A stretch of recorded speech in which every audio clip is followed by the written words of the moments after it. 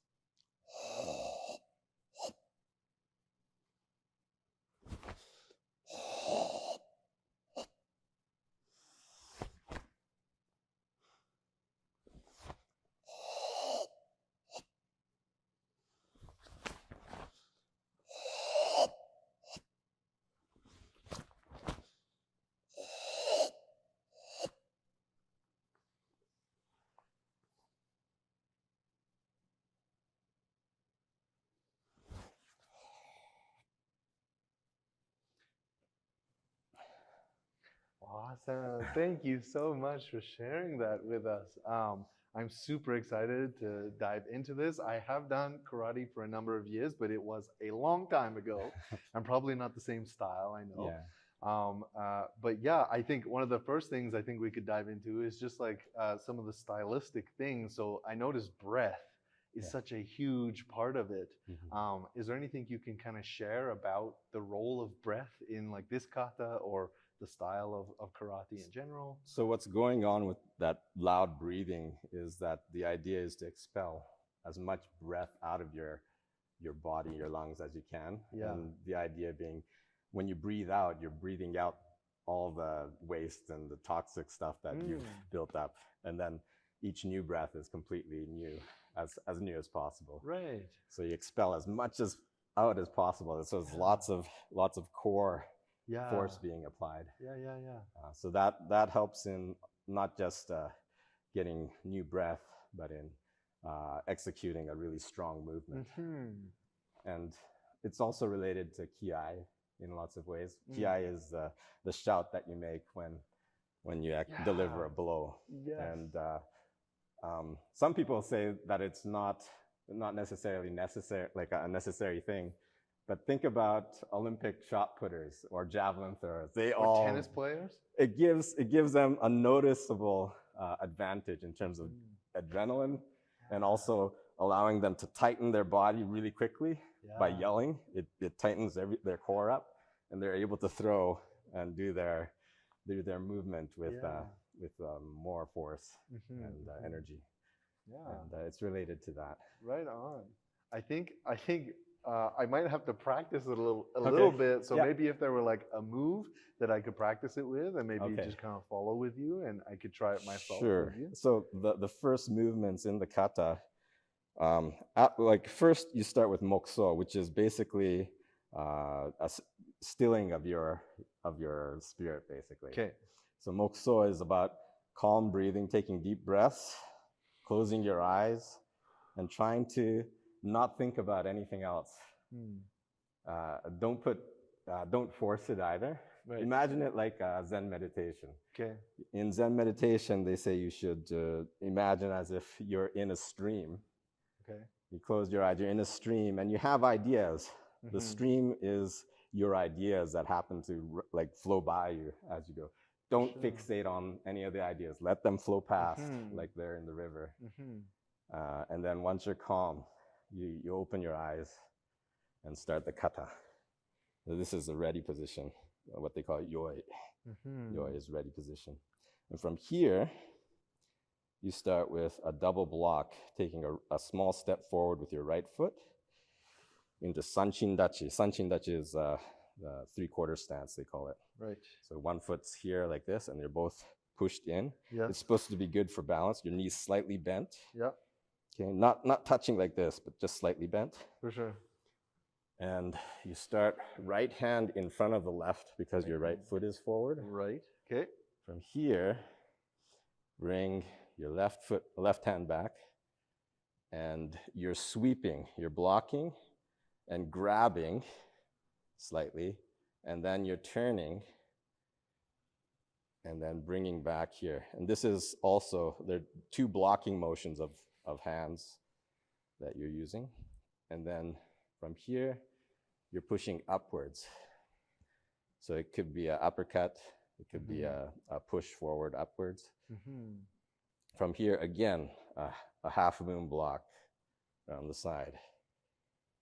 And then smoothly bring it up to a ready position. And then also pushing downwards.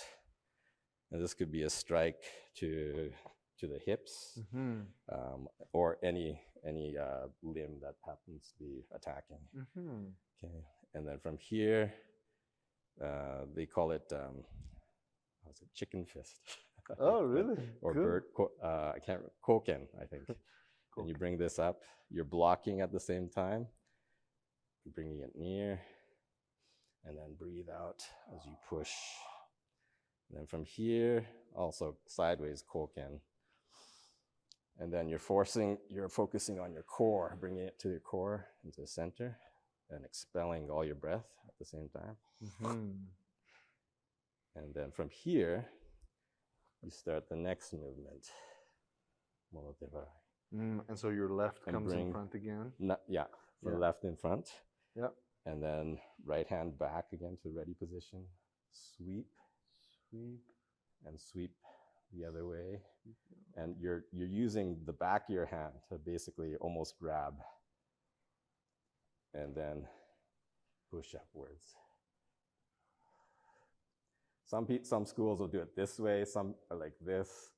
I kind of like go halfway in between. It's a more natural position, I think.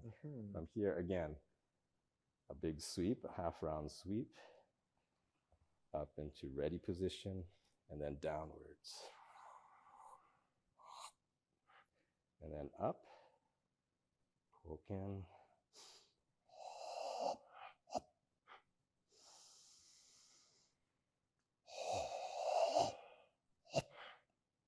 Then double arm block again. Now you use both hands. 1, 2, and then upwards. Double sweep down.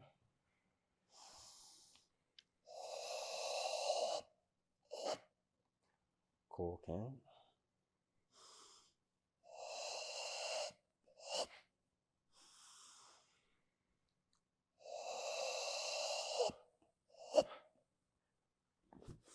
You're grabbing and pulling it back in. The idea is you grabbed it, you unbalanced them, and then as soon as you unbalance them, you breathe out. It's a double strike to the core. Interesting. Okay. Grab again.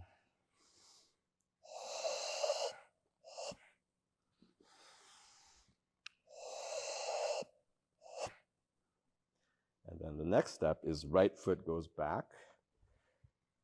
And you go, put your left hand underneath the right elbow. And this is what they call morote barai, as a double-handed block.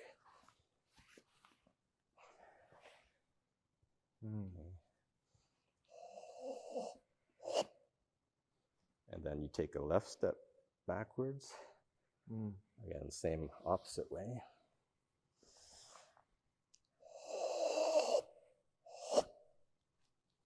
And then finish with mokuso again. Closing your eyes, pausing for a few seconds, collect yourself, and then back to ready position. And most of the katas start and end with this mokuso, this idea of clearing your mind of any other problems that you've had during the day, anything else that's preoccupying your mind right now. Just let that go away. Totally, yeah. And I actually, it was super interesting when we were kind of setting up. I noticed that you had grabbed a broom, basically, and you were kind of cleaning the space. And I was just wondering, is that typical practice? Is that traditional? Yeah, what's absolutely typical. I mean, besides the practical application of just cleaning up so that your feet don't get as grimy, there's also a meditative aspect to it as well. So when you clean your space, you're also helping to clear your mind of extra debris. And I think it's every class that I've done has always incorporated a cleanup at the start and at the end of class. So that's an important part of karate. I used to think that, you know, karate wasn't that much of an integral part of my art practice, but I think we take everything that we've done in the past with us. It's sort of like our permanent baggage, and it gets the things that we find that resonate with us get carried over into everything we do. Absolutely, And I know in conversation we've talked a lot about this kata obviously has a lot of circular motion to it, as direct as it is as well. And so I'm just wondering if there's, is there anything that comes to mind as far as that and your ceramic, like sculpting practice? Absolutely. Like I am attached to the idea of the uninterrupted curve.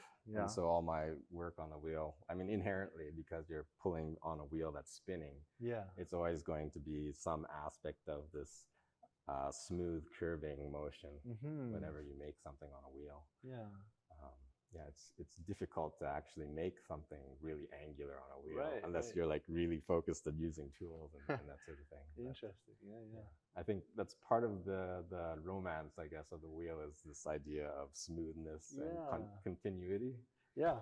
And it also brings to mind that idea of even the very first moment where you're finding your peace and you're letting those thoughts flow past you as though you're in a river. I can imagine the wheel is almost constantly moving, I'm assuming, right? And so it's that idea of like you could very easily get distracted, and that'll take your mind off what you're supposed to be focusing on. But there's a lot of metaphor going on with all that. But I think you know, whether it's conscious or unconscious, there's something peaceful that you find. I find, anyways, when I'm throwing at the wheel. I am kind of conscious of my breathing as I'm throwing, for instance. I try not to hold my breath. Although that can often happen when you're especially when you first begin. You'll find yourself and then holding your breath so that you don't move and your chest isn't expanding and contracting. And I think that's typical of a lot of situations in pottery. But I think I have to try and constantly remind myself that you have to breathe. Keep it smooth, keep that flow going. So as soon as you hold your breath, at some point you're going to have to breathe again. Right? Absolutely. As long as you keep it smooth and constant, you know, that's the important thing. And so we essentially went through the entire kata just now. Is that correct? Yes. Tensho. Tensho is the two characters are ten is to turn. And sho is the palm. So it's the turning palm, the kata of the turning palms. Interesting. Or turning hands, you could even say. Is there any chance like we could break down like the first few steps? Because I noticed like it kind of repeats itself in a few ways. So maybe if we just take the first segment. I think, a lot of times the kata is trying to achieve a balance of motion with both limbs or both sides of the body. So there is usually that. But the first motion involves a double blocking motion. But you could almost imagine it as a ready position too. If you think of old time fighters like this, but put them up from here. You don't want to be too wide. No. You don't want to be too narrow. You want to find a balance point in between.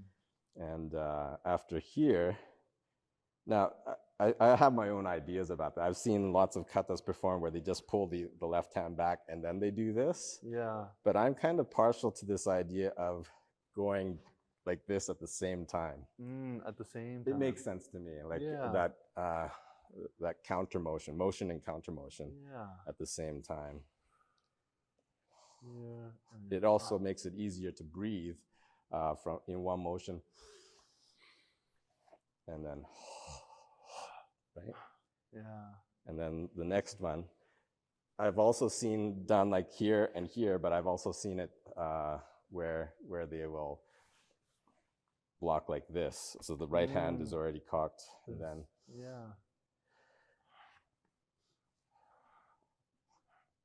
and then so you go high, you go low, you go center,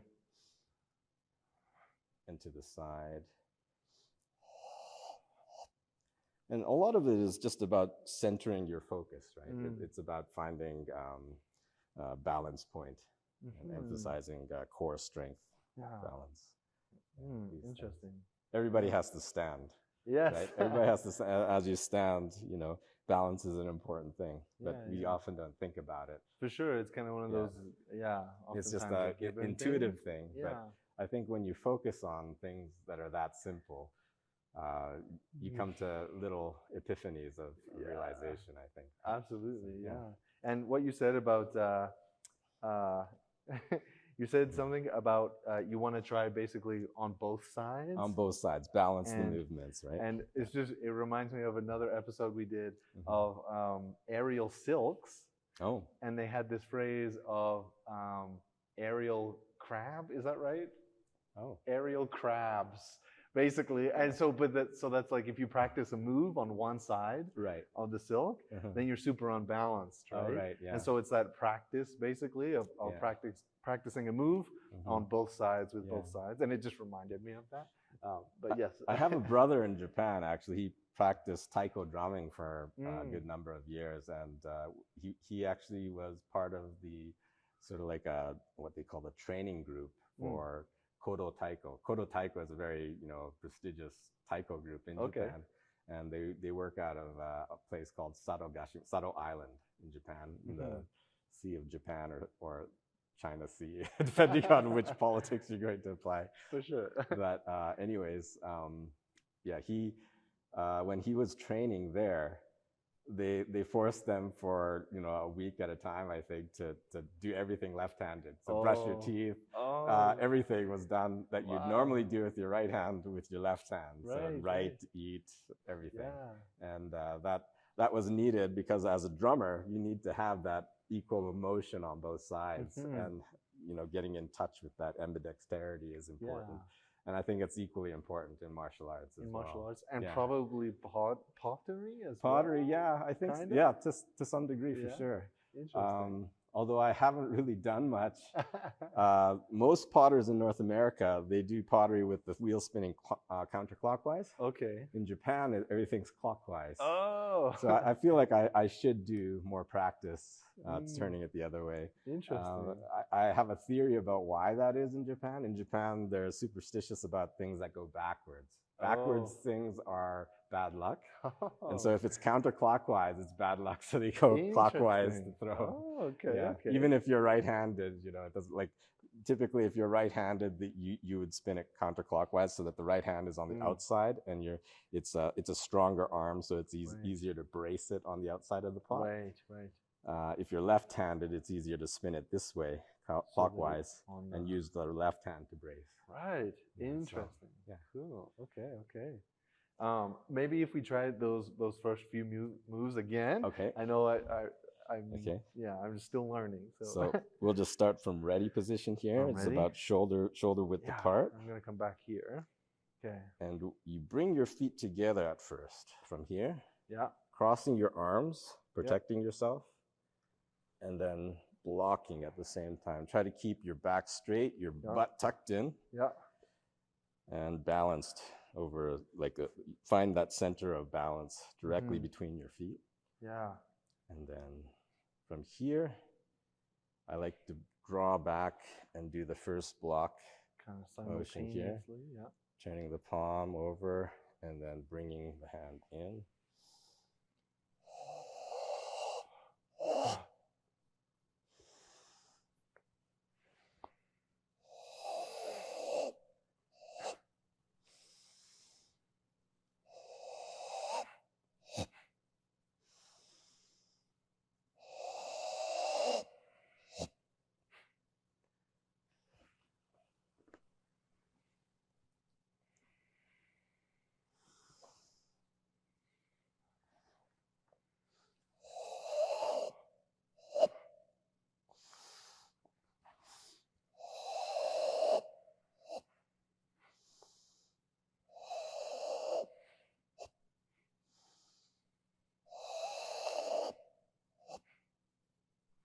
Then both hands again, block.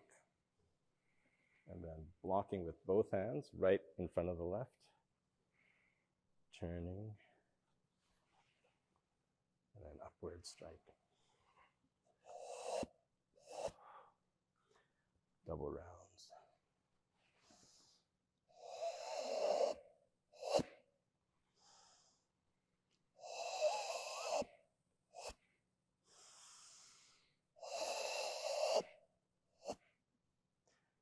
Grabbing and pulling back.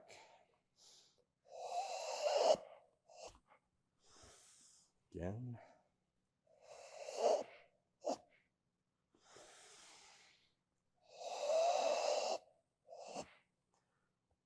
Left hand under the right elbow. Blocking. Taking a step back. Blocking with both hands.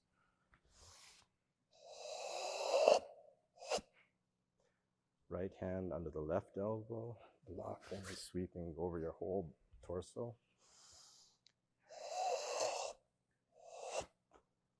And that's the end. You go to mokso. You start right here. Bring your right foot to your left. Knees bent, and then mokso. You stand up straight. Close your eyes. Pause for a few breaths.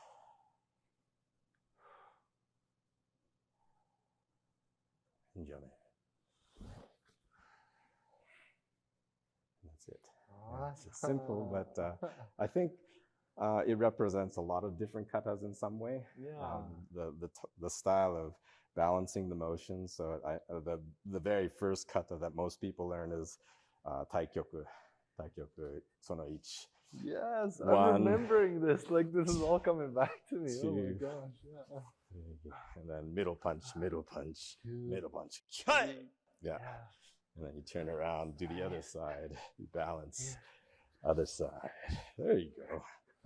That's all kind of each, me, sa! Okay.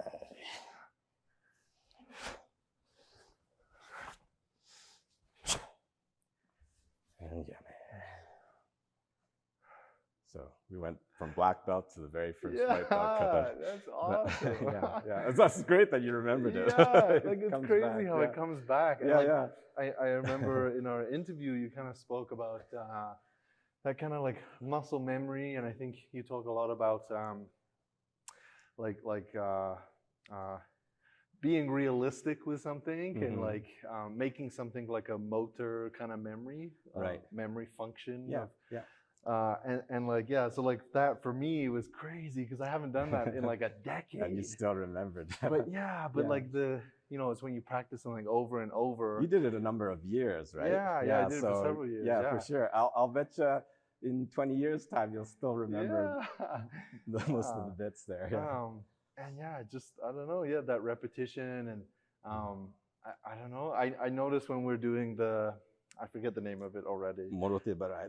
There's several ways of doing a double-handed block, but that's one, that's another. But even like watching you from like back here, I noticed like how centered you are, and for me, because I'm learning it, right? Like my attention is being pulled a lot. Whereas when we just did like that kind of the more basic one, right? I was able to not be so distracted, I think. Here's something. I think that like some people think that you have to be a master to evaluate good form, but I think even the most ranked amateur recognizes good form Right. without having a lot of experience too, Yeah. right? So they say, oh, he's standing very balanced and straight. Like if I'm doing the kata like this, for instance, people would notice right away, Right. right? Yeah.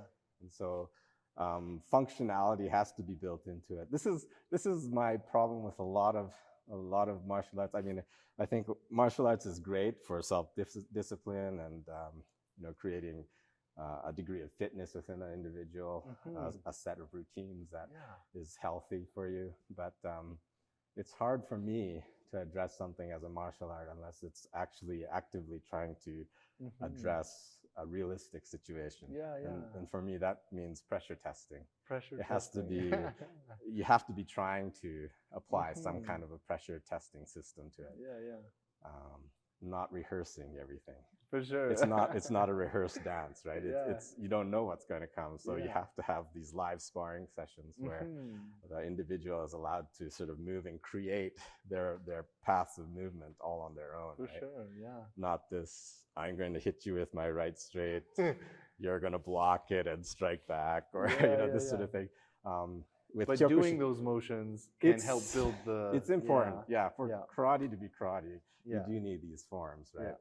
But I think it's also important for that live sparring, because if you don't have it, your brain really doesn't get into gear about how do I apply this in a real fight, or is that something that you would actually use in a real fight? Right.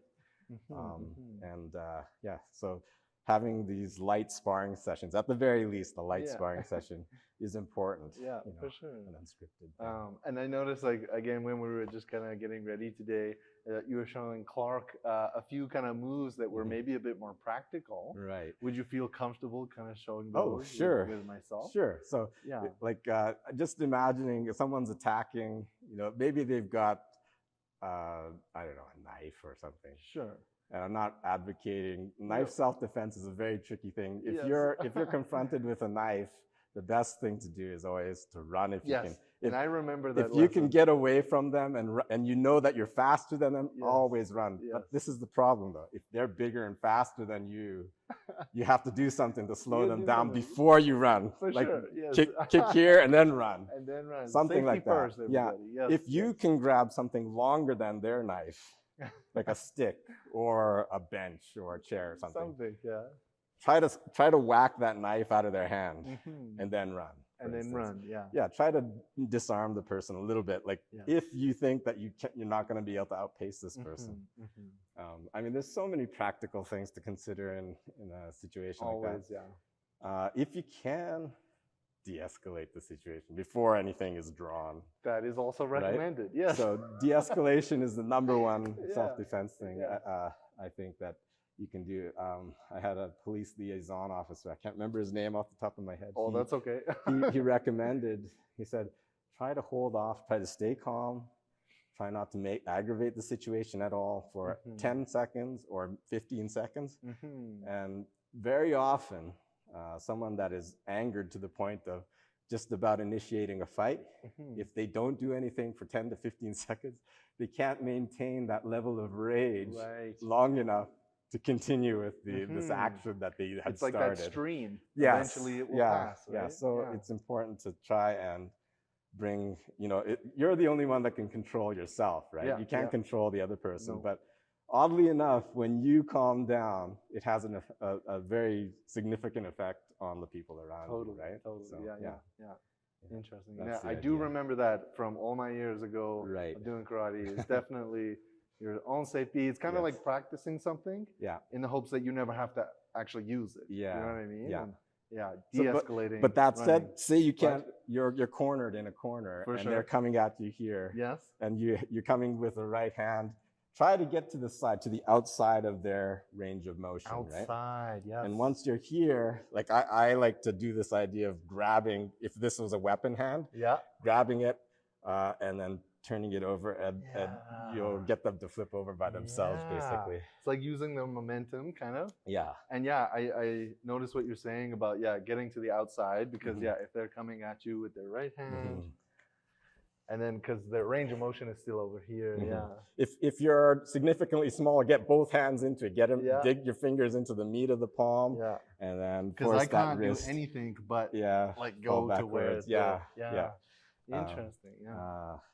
And there's also a disarming technique that you can do, but you're not going to be able to do it unless you practice it a lot. Practice. Yes. You have to practice it literally 1,000 times in order for it to work, and it has to only work. It only works in a few situations. If they're right in front of you like this, if they're not holding the knife in a death grip, expecting you to try and disarm them, and then you can do something as simple as that, and it'll knock it out.